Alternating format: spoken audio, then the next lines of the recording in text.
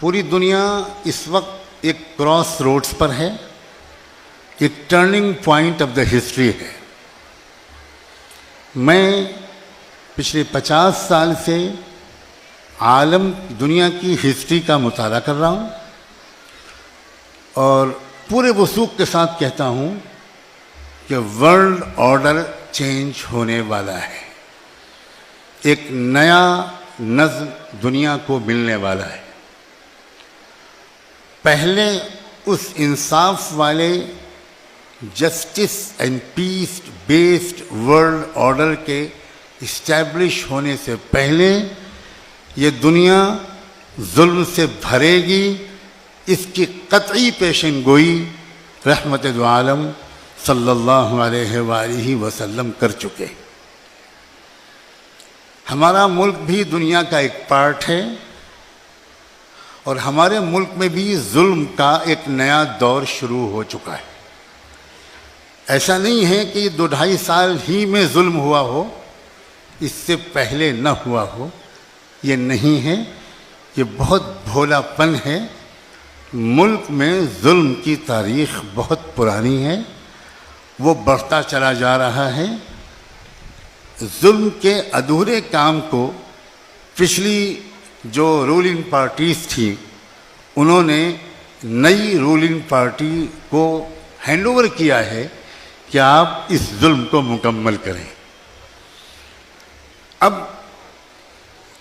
ایک چیلنج ہے جو پوری دنیا میں تمام کمزور اور مظلوم قوموں کے سامنے ہے۔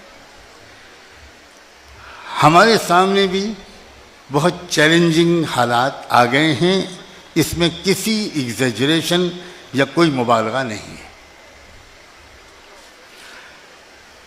تیسری بات، تاریخ کی ایک گواہی ہے، اور میری بہنوں میں چاہتا ہوں کہ آپ دل کے کانوں سے میری اس بات کو سنیں۔ آپ کا جذبہ، آپ کا شعور، آپ کی یہاں موجودگی اس کی گواہ ہے۔ تاریخ کی ایک گواہی ہے کہ اکیلے مردوں نے کبھی بھی کسی چیلنج کے مقابلے میں کامیابی حاصل نہیں کی۔ عورتوں کا ایکول پارٹیسپیشن، برابر کا حصہ چیلنجز کے مقابلے میں جب کبھی رہا ہے تو ان مظلوم اور کمزور قوموں نے ان چیلنجز کے مقابلے میں کامیابی حاصل کی ہے۔ کاش کہ وقت ہوتا اور میری صحت اجازت دیتی تو میں تاریخ کے بہت سے نمونے آپ کے سامنے پیش کرتا۔ کیا اللہ کے خلیل اور مکمل انسانی تہذیب کے بانی سیدنا ابراہیم علیہ السلام کا قصہ حضرت حاجرہ کی قربانی کے تذکرے کے بغیر مکمل ہو سکتا؟ سلام ہو، لاکھوں سلام ہو حضرت حاجرہ کے عزم و حوصلے پر، ان کی وفا پر، ان کے یقین پر، ان کے توکل اور تقوی پر، کہ انہوں نے ایک نازک ترین موقع پر جبکہ وہ اکیلے اپنے دودھ پیتے بچے کے ساتھ ایک بے آب و گیا وادی میں تھیں اور ان کے شوہر حضرت ابراہیم اللہ کے حکم سے ان کو تنہا چھوڑ کر کہیں جا رہے تھے، اس وقت حضرت حاجرہ نے جو سٹینڈ لیا، جو مضبوط موقف اختیار کیا، اسی کی برکت ہے خانہ کعبہ، اسی کی برکت ہے چشمہ زمزم، اسی کی یادگار ہے صفا و مروہ۔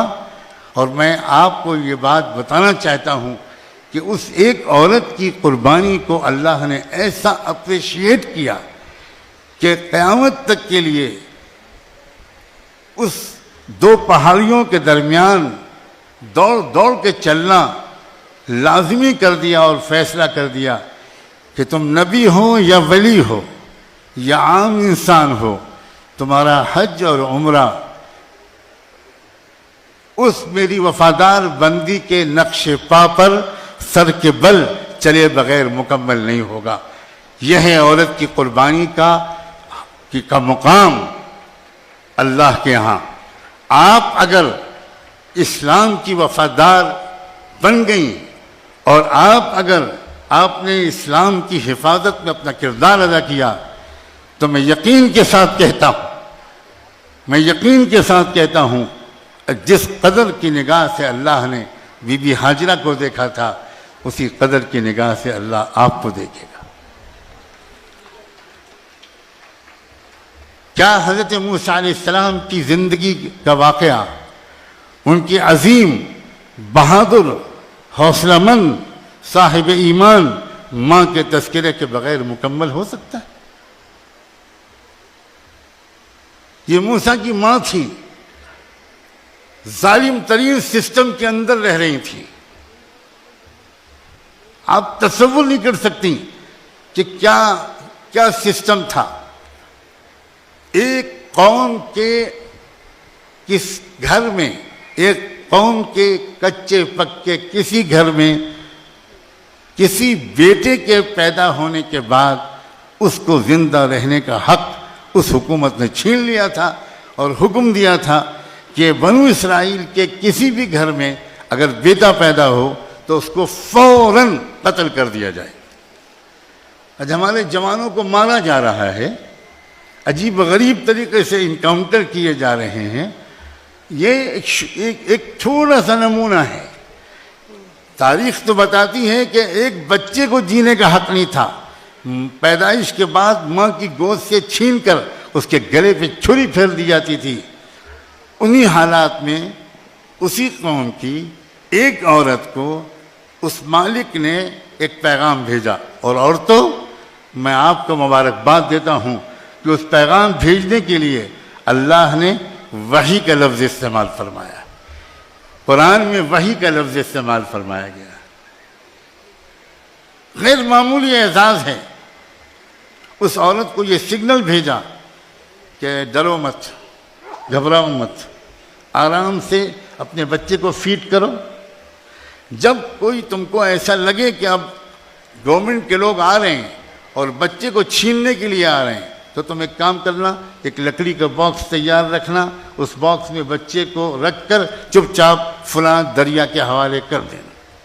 اور ہم تم سے 2 وعدے کرتے ہیں، ایک تو یہ کہ اس بچے کو ہم تم تک واپس پہنچا کر رہیں گے، اور دوسرا وعدہ کرتے ہیں کہ ہم اس بچے کو وقت کا پیغمبر بنائیں۔ میں پورا واقعہ نہیں سنا سکتا وقت کی کمی کی وجہ سے۔ میں پھر سلام بھیجتا ہوں اس عظیم عورت پر۔ کیا آسان تھا؟ آپ میں سے کتنی مائیں یہاں بیٹھی ہیں؟ ممتا کے جذبے کو یاد کر کے پوچھئے کہ کیا اس ماں کے لیے آسان تھا کہ اس بچے کو اپنی گود سے نکال کر سمندر یا دریا کی موجوں کے حوالے کر دیں؟ کیا دریا کی موجیں زیادہ محفوظ جگہ ہیں؟ یہ ہے ایمان، یہ ہے حوصلہ۔ ایمان جب دل میں آتا ہے، جب دل میں گھر کر جاتا ہے، ہر قربانی کو آسان کر دیتا ہے۔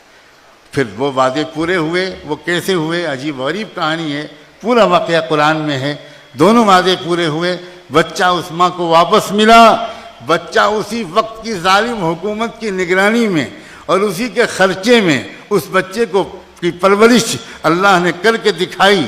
فرعون کے گھر میں موسیٰ کا پیدا ہونا ایک اردو کا محاورہ بن گیا، یہاں تک کہ وہ وقت کے نبی بھی بنے۔ دونوں وعدے پورے ہوئے۔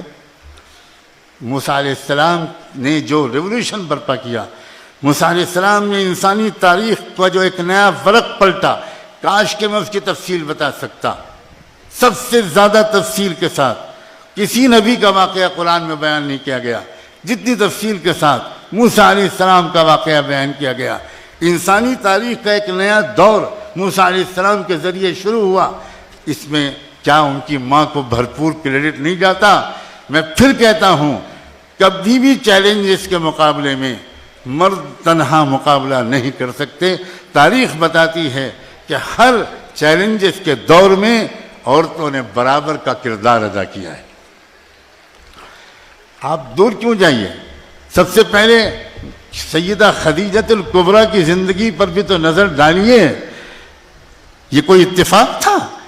خدا کی کائنات میں کوئی چیز اتفاق سے نہیں ہوتی. ہر چیز ویل پلانڈ ہوتی ہے، ہر چیز ویل پروگرامڈ ہوتی ہے. ذالک تقدیر العزیز العلیم. یہ کوئی اتفاق نہیں تھا کہ ایمان لانے میں مردوں سے پہلے شرف لینے کی فضیلت ایک عورت کو حاصل ہوئی ہے. میں ایک بار پھر عورت کے تقدس اور اس کی خوش نصیبی کو سلام کرتا ہوں، اور آپ کو آپ کی ذمہ داری یاد دلاتا ہوں، آپ کو آپ کا مقام یاد دلاتا ہوں. اللہ تعالیٰ یہ کر سکتا تھا کہ کسی مرد کو پہلے ایمان لانے کا شرف ملتا، لیکن نہیں. قیامت تک آنے والی اللہ نے اپنی بندیوں کو ان کا اسٹیٹس یاد دلانے کے لیے تقدیر یہ بنا دی کہ سب سے پہلے محمد مصطفیٰ صلی اللہ علیہ وآلہ وسلم کو نبی ماننے کا شرف ایک عورت کو ملے گا. اور اس عورت کی زبان سے جملے کیا نکلے تھے، کتنی انٹلیکٹ اس کے پیچھے ہے، کتنی ذہانت، کتنی فراست، کتنی بصیرت، کتنی کائنات میں ہونے والے واقعات کے پیچھے کام کرنے والی انسین طاقتیں.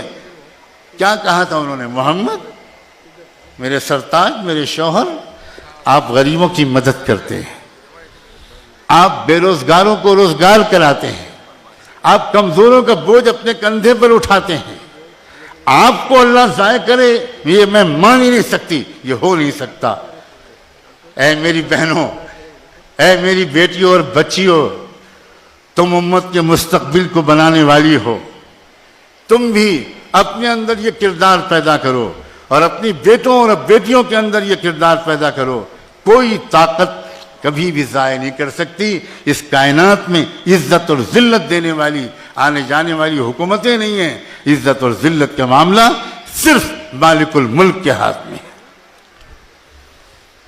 یہ اتفاق تھا کہ سب سے پہلی شہادت اسلام کے راستے میں کسی مرد کو نصیب نہیں ہوئی. یہ بھی اتفاق نہیں تھا. یمن سے آئی ہوئی بوڑھی سمیہ، 2 اونٹوں کے درمیان ان کو باندھ دیا مکے کے ظالم سرکشوں نے، اور ہاتھ میں تیر کمان لے کر کھڑے ہو گئے اور تھریٹ کیا، دھمکی دی کہ اگر نہیں کہو گی کہ محمد جھوٹے ہیں تو ابھی تیر ہمارے کمان سے نکلے گا اور تمہارے بدن کے ٹکڑے ہو جائیں گے. بوڑھی سمیہ نے اپنی آواز میں جان ڈالنے کی کوشش کرتے ہوئے چیخ کر کہنے کی کوشش کی، اشہد ان لا الہ الا اللہ واشہد ان محمد رسول اللہ. ابھی شاید کلمہ پورا پڑھ بھی نہیں پائی تھی سمیہ کہ تیر ظالموں کی کمان سے نکلا اور سمیہ کی جسم کے 2 ٹکڑے ہو گئے. یہ پہلی لاش تھی جو مکے کی زمین پر تڑپی. یہ پہلا خون تھا جو مکے کی زمین پر ایمان کے راستے میں بہا. پھر میں مبارکباد دیتا ہوں تم کو، یہ کسی لاش کی، کسی مرد کی نہیں تھی، یہ لاش ایک عورت کی تھی. اپنے مقام کو پہچانو، اپنی ذمہ داریوں کو پہچانو. آپ کی کیا حیثیت ہے، آپ کیا کر سکتی ہیں. what contribution you can do, what role you can play in changing the winds. آپ یقین مانیں.